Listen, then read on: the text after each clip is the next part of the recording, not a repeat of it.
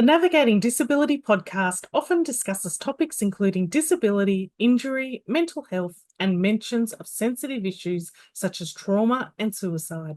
Listener discretion is advised. Please take care while listening.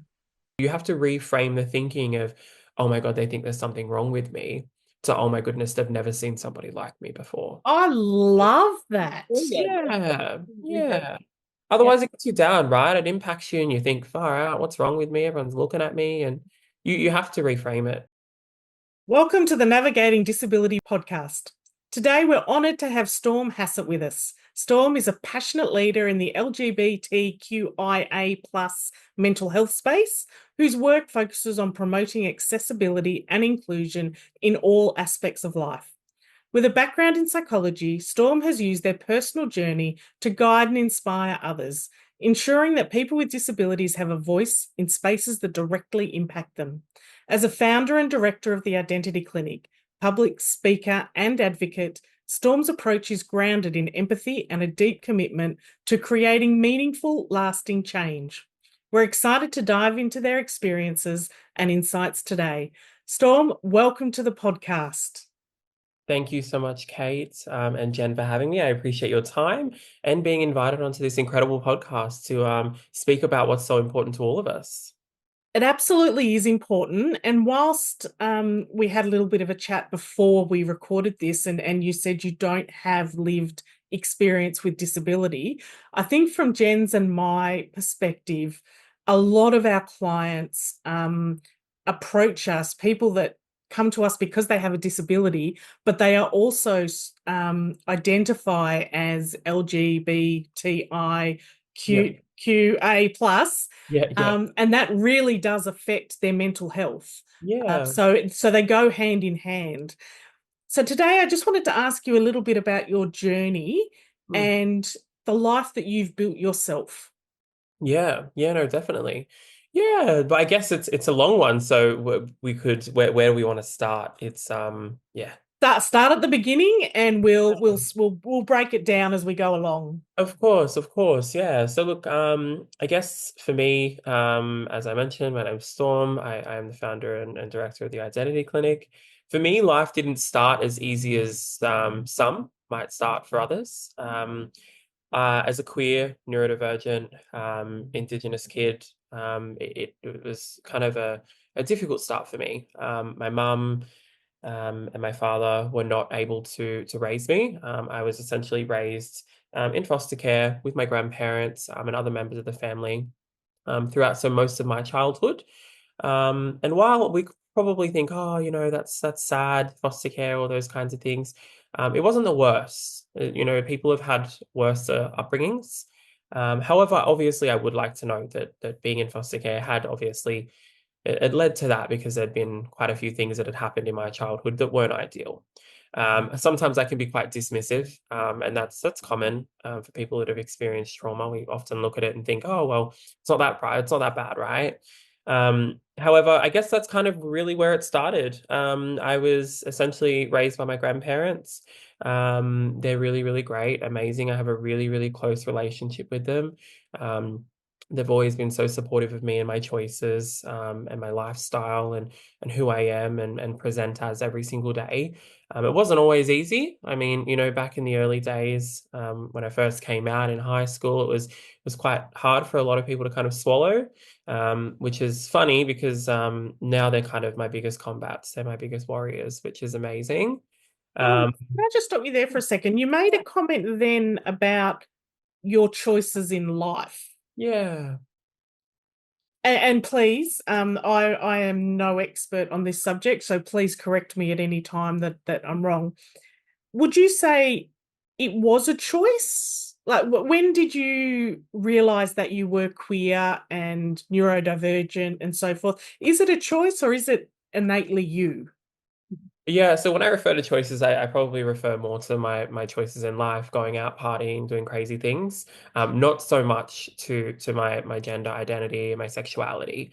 Um, for me, it would be really, really hard to say that anyone would choose to be, um, you know, uh, different to anyone else in terms of, their gender or sexuality.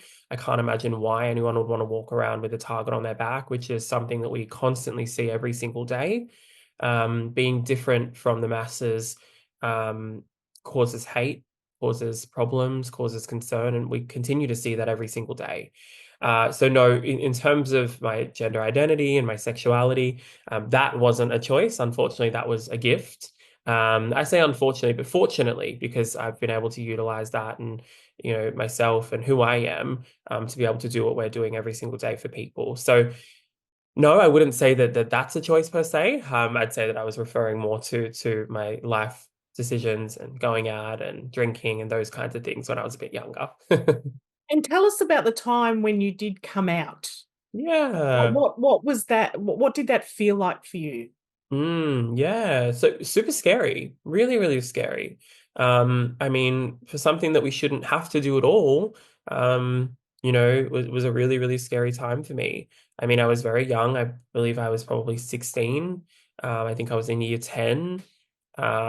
It was definitely a life-changing moment for me, but it was really scary. And we think about it, to people that are, heterosexual come out as heterosexual? Do they come out and say, "Hey guys, just letting you know, I'm into boys, I'm into girls"? No, it doesn't happen.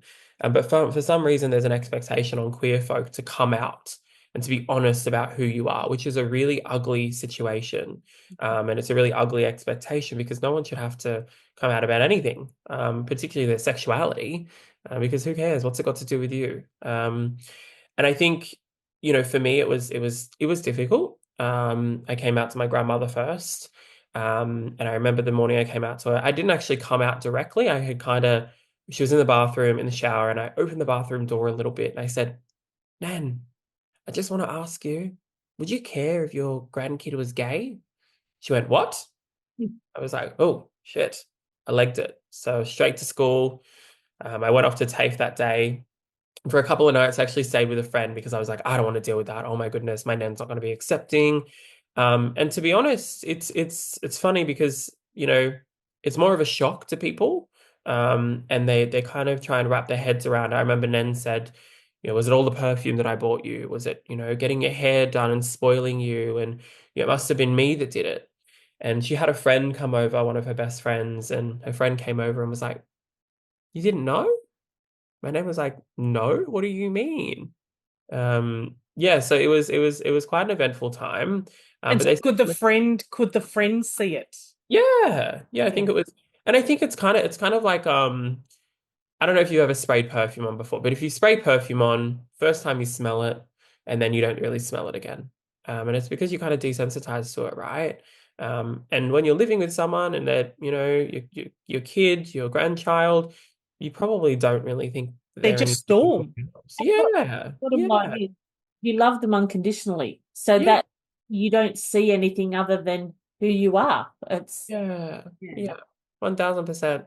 But yeah, she came around. My grandfather was actually quicker to come around, funnily enough. But and when I say come around, I mean it was a couple of days. And I think it was just a shock for them. They were like, "Oh my goodness, what does this mean?" And they were more concerned about what it meant for me in the world. Did it mean that I was going to be beaten up and bullied, and did it mean that people were going to look at me different and treat me differently? And it certainly did mean that because all I of was going that, to say, did that occur? of course, yeah, yeah, and it does every single day.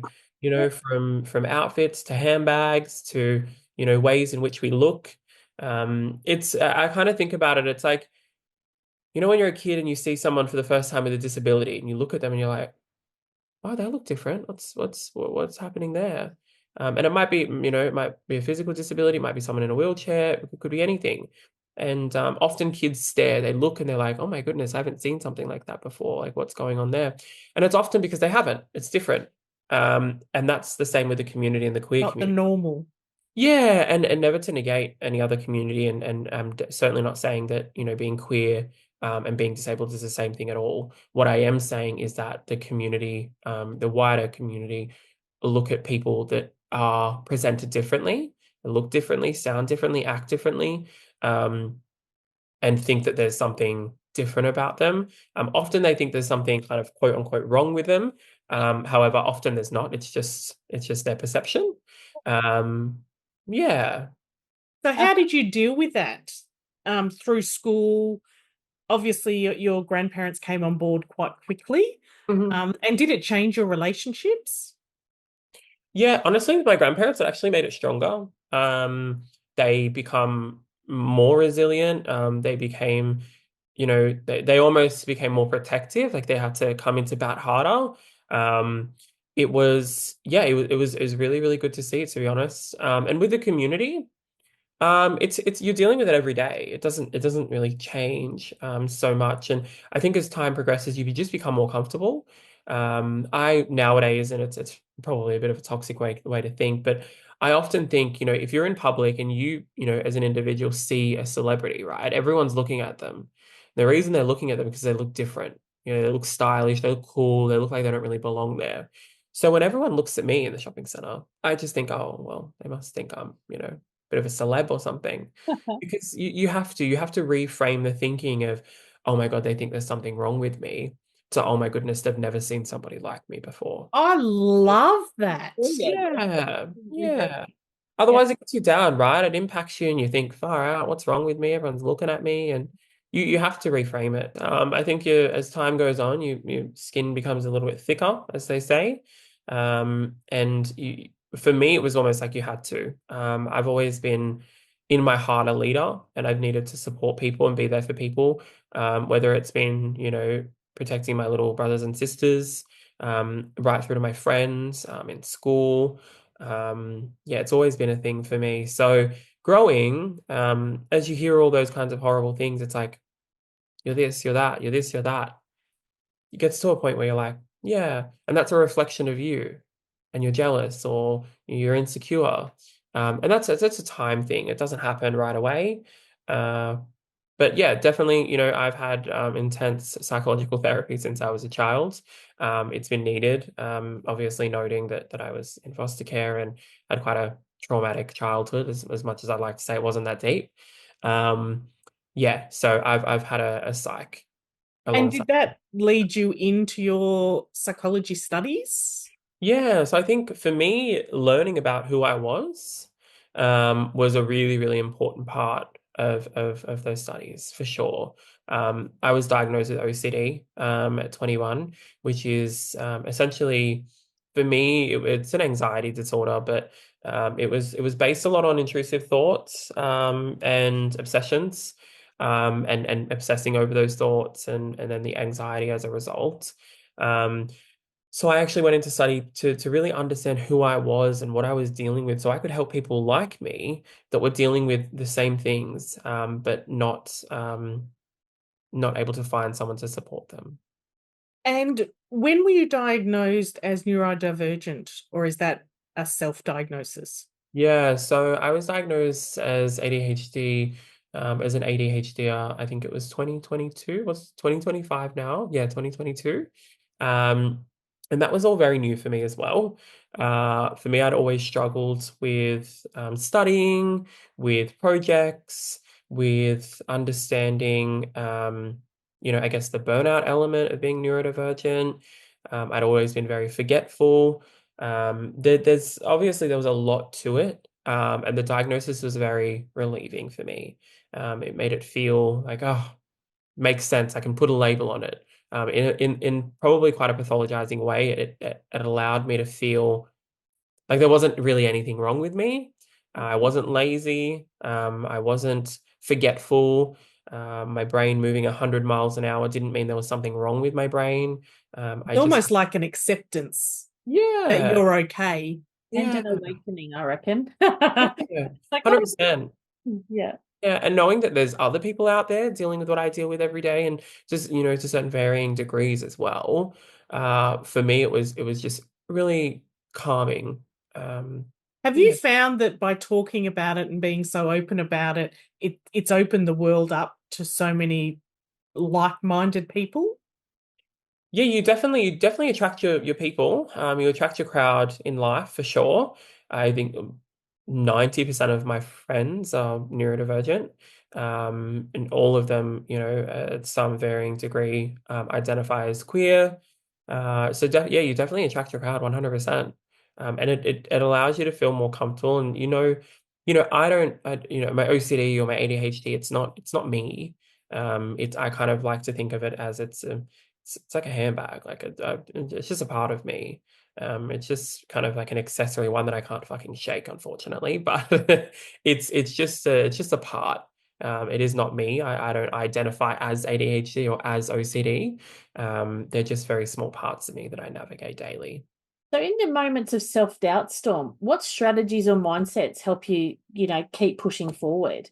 Mm. As in just general life, Yeah, yeah. Self-doubt, to be honest, from a very young age, I haven't ever really experienced a lot of doubt around myself. Often I hear it like, I'm 26, people are like, you run this business, w- do you have a plan B? And I'm like, no, why would I have a plan B? Plan A is not going to fail. Doesn't make I sense to love have a that. plan B. Love it. So look, there's definitely self-doubt creeps up sometimes and you feel it a little bit. But for me, it's like you have to be realistic and you have to I really like the idea of pen to paper. What we have achieved versus what we haven't achieved, where we're going versus where we're leaving, and what we've set out to do and why it makes sense that it would happen. So yeah, for me, self-doubt is, yeah, it comes up, it comes and goes. But I kind of just give it a bit of a shrug and get rid of it. It's yeah. And it's For me, really interesting what you said about writing it down, because if yeah. you write down what you have achieved Mm, compared to what you want to achieve, I'm sure that in your mm, 26 years of life, there's a lot yeah. more on that side than there Yeah. is on the future side. Yeah.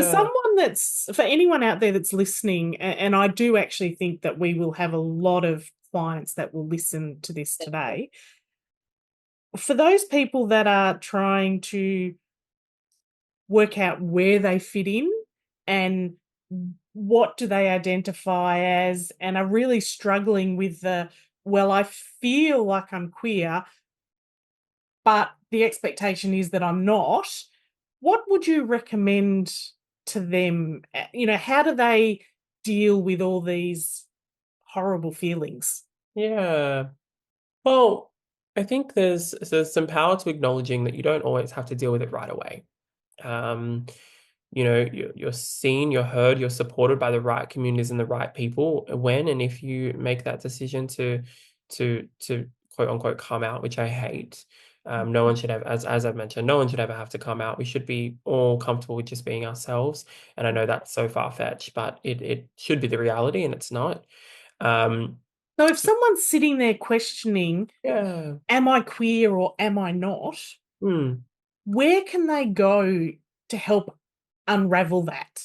Yeah, definitely. Well, there's many different services. There's our service. There's many others in the space, not quite like ours. We're an exclusive organization, so we only work with queer folk. But that's inclusive of people that are questioning or curious. So if anyone did have any queries or concerns or questions or things they wanted to understand further about themselves, we're always here with open arms and open ears, in a judgment-free environment. Like again, we're talking about an organization with all of our clinicians are queer and neurodivergent. So you're quite literally talking to people with lived experience. But I would say to these individuals, give yourself space, allow, hold some space for yourself and allow yourself to kind of sit in that and recognize that there's no rush to determining whether you are or you aren't, or whether you have to be or you don't have to be, or all of those kinds of things. It's because what are labels? What do they really mean? Labels make it really simple for other people to be able to perceive you and for you to be able to understand what you're feeling. In some instances, often we see that people don't want labels at all, And because can I just stop you there for a second, Storm? Because something that's going through my head is, mm, before we started this podcast, you said to us, mm, I don't have a disability. mhm, mhm. Yeah, And I'm like, yep, no problem. yeah, But if we look at the people that we talk to on a daily basis, they mhm, would consider ADHD, ASD, OCD stuff as a disability. So Mm. how do you what's the right word? How do you work that out? Because Yeah. you were quite set that I don't have a disability. Whereas Yeah. based on what you've said to me now, I would sit there and Mm. say, well, from my perspective where I work, you do Mm. have a disability. Yeah, 100%. And I guess, a lot of it comes down to perception as well. Yeah. And I would like to note that in my experience and my life, a disability is we call it a disability, but it's really based on environment. You've only got a disability if the environment isn't tailored to you, right? If we were living in a world that was specific to neurotypical people, or a world that was, able for people with that were in wheelchairs, or if the world, do you know what I mean? So you're You only, are 100% That's correct. why we yeah, have the cross of the dis out in our podcast, because yeah. there's no disability. It's everyone has their individual abilities. It's how we use them and move forward with them that matter. Yeah, Yeah. 100%. So for my environments, with my employees and my work and my lifestyle and my friends and my family, I don't have a disability. I'm provided every single day the opportunity to go out and make a difference. Whether it be my phone having a lock on it when I'm driving because of how easy I get distracted. That's abling me. That's constantly ableizing me to be able to drive without that distraction, which kind of falls into the world of my ADHD. My OCD, I have therapists, I have people around me that understand my condition, around the OCD, which again enablezes me to just live my life. I'm not disabled. I don't have people that I'm not able to not go out and do things because I'm, disabled by, my mental health conditions. Um, and on that, like there is people with ADHD and there's people with OCD that do have a disability. Again, things come in varying degrees and shapes and sizes. And for a lot of people, those conditions could be disabling, but for me, they're not, because I'm able to live a life where I'm not restricted, because I'm living in an environment that works. Yeah. I I love love that. I love it Um, from you so much, because you are so driven, and the world is your oyster. It's just listening to you at such a young age, to have such your head on so straight and so focused. It's beautiful to see, and I Uh, hope a lot of our young listeners really listen to your words, because they're very impactful. yeah. Well, it's just today. Most days my head's spinning, so you got me on a good So we've day. got you on a good day. Yeah. and a lot of the podcasts that we've done, every single person that we've interviewed have said, it's not my disability that disables me, it's the environment. Yeah. And that is exactly what you have said from a probably more of a hidden disability Yeah. perspective rather than a physical, but it's the same thing. 100%. Yeah. And silent disabilities are certainly there. Mental health is silent. Mental health across the board is quite silent in most instances. Most people we see, statistics indicate that, the people that we see that are often the happiest, are struggling. And we see that all the time. Some of the biggest killers, depression, anxiety, OCD, things like those conditions are really, really impairing and impact people, oh my God, in the highest levels of statistics. And it is really, really sad. You don't know that going down the street and waiting in the line at Woolies or Coles to pay for your groceries, that person in front of you hasn't been struggling with suicidal thoughts every single minute of the day. You don't know. And that's the harsh reality of it, because that could be debilitating. They say, all right, I'm not going to go to the post office now because I fear that I might do something to myself. That's a disability. That's, you're unable to do things as a result of something that you're dealing with. So 100% I hear that, 1,000%. But right now, for me, my ADHD and OCD are not a disability. And that changes. That really does change. Some days I'm like, I cannot get out of fucking bed. I Yeah. am not okay today, Yeah. because it's disabling. But yeah, it's very varying, honestly. So tell us about the Identity Clinic. Where did that where was that seed sown, and how did you get to where you are today? Yeah. So I think, I guess in some of my earlier days, I had a really, really close friend who had transitioned.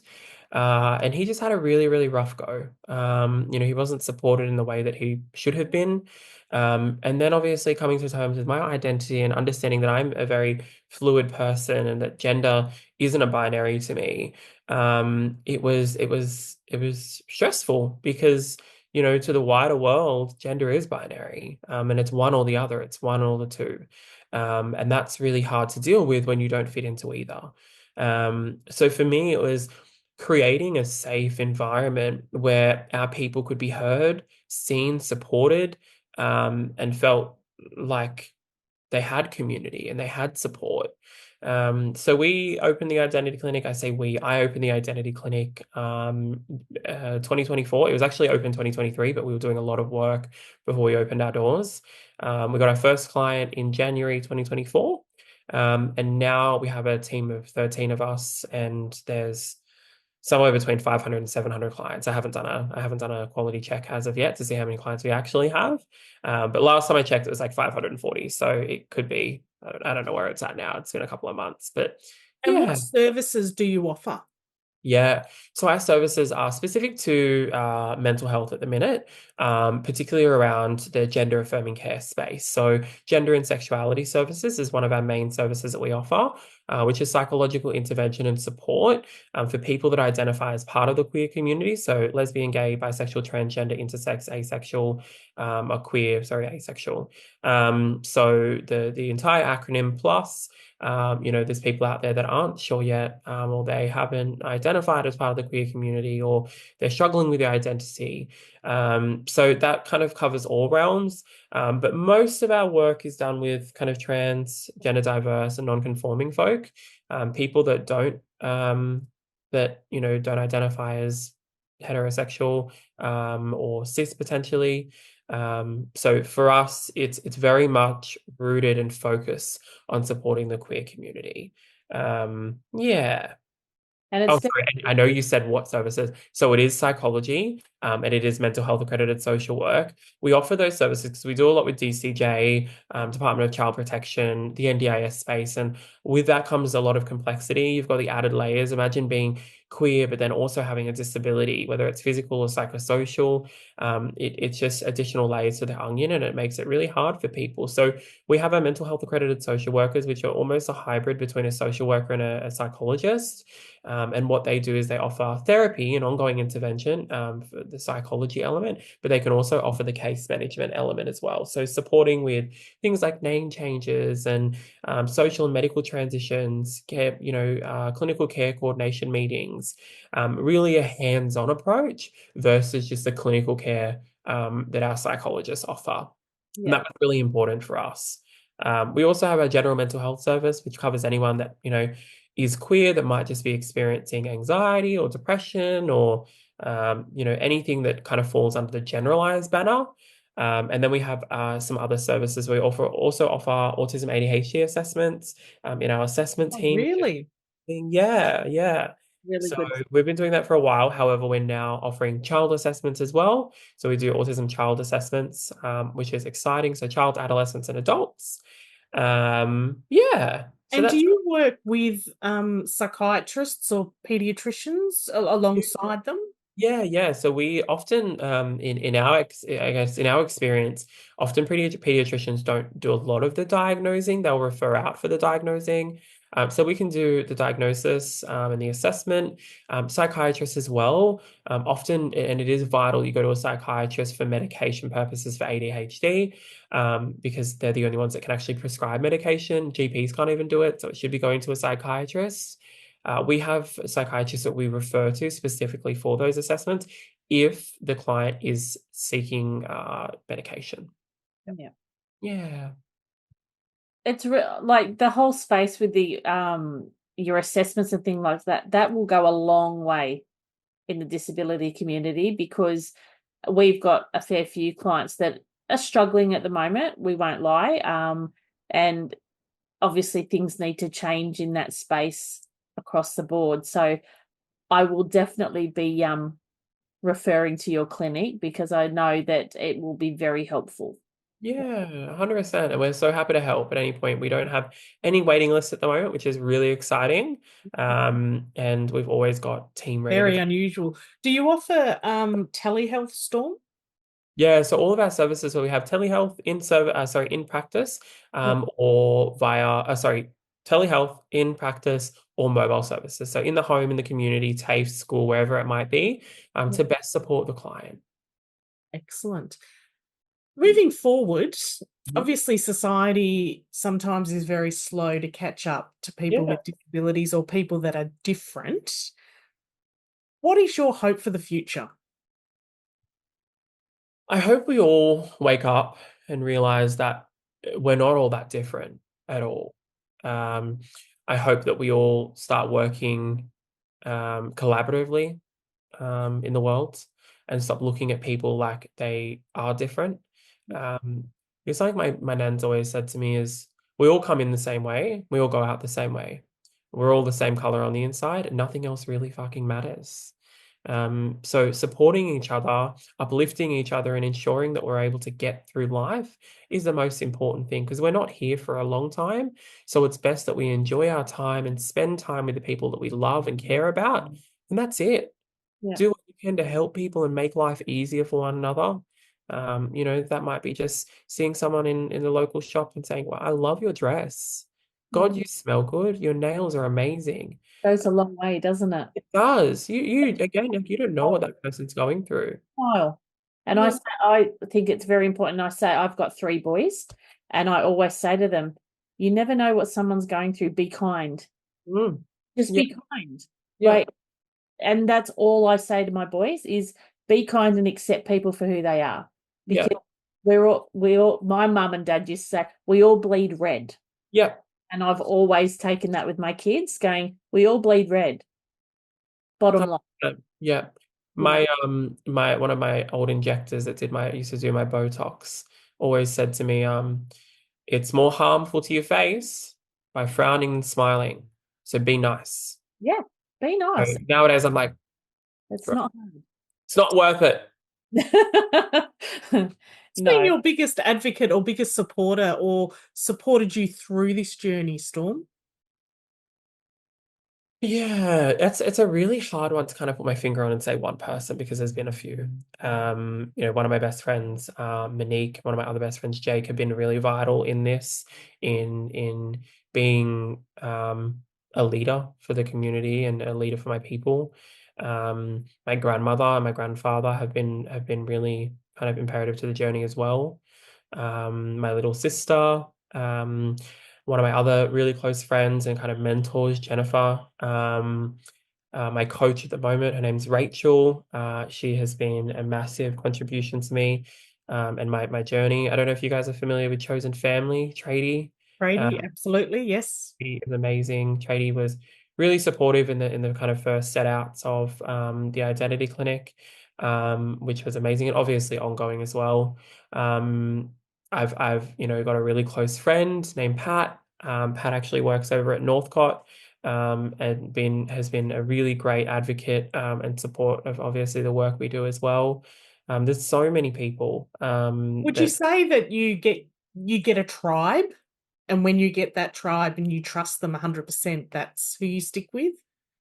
Yeah, no, definitely. Look, I'm the worst person for trust. It takes a long time for me to trust anybody, and that's kind of a given just based on my history. But yeah, 1000%. When you meet your people and you're comfortable and you know they're the ones that have got you, 1000%. They're there to see you grow and blossom, and they're your biggest supporters. Yeah, that's so lovely to hear. Yeah, As we start to wrap up, Storm, yeah. what's your final piece of advice? Yeah, I think for me and for everyone kind of out there listening, we often think, we're not like what were we gifted today? What did we accomplish? And for me, and I always say it to my team, today you woke up and you were able to breathe again and give today another shot. For every day the sun goes down, tomorrow it comes up. So get up if you can, and give it a red hot go, because you don't know when the clock's out. So focus on now, stay present, and remember you've been given another opportunity. Every single day is a gift, and you just keep going. I absolutely love that, Storm. For Thank me, you. I can't thank you enough, Storm, because as I said, your family and your friends should be so proud of you and what you're achieving in life and just how you present to the world. So it's been an absolute honor listening to your story. Thank you so much. I appreciate it so much, guys. You've been amazing. And we will reach out and work out where this leads to in the future. Thank you for your time, Storm. Thank you.